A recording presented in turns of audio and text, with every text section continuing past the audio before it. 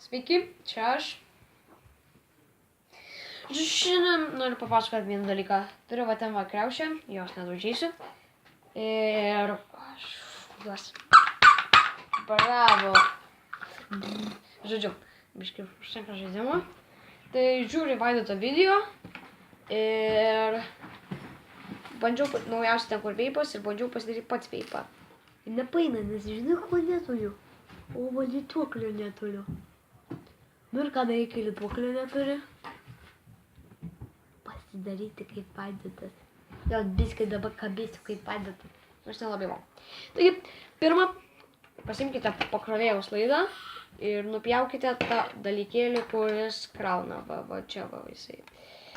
Tai įkiškite jį į pradėlgintuvą arba rozetę. Aš naudoju pradėlgintuvą, nes mano rozetė toli. Ir tada nebijokite, čia viskas gerai. 20 minučių, kol įkais. Viską išlyginkite taip, kad būtų jisai lygus. Kaip pagaliukas. Ne tai, kad pagaliukas, bet kad tilptų į spiruoklę. Tada pasimkite tą spiruoklę. Tuo aš čia įkišiu, nes nelabai man ten gerai. Nesijaudinkit, neturi visi šunys, galite koks vienas ir kitas laidas išlysti. Čia brolis ir sesė. Jaunėliai. Ir va tai va turi atrodyti. Nebijokite, galite šiek tiek užmauti ant laido. Tada iš senų tušinukų išraukite tos dalykėlius, kurie,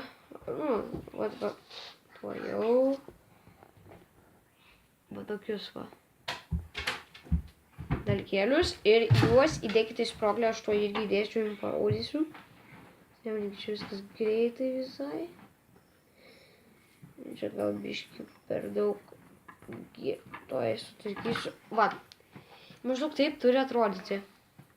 Ir matote, čia yra laidas. Čia yra tas tušinukas, o visur aplinkui yra spyruoklė.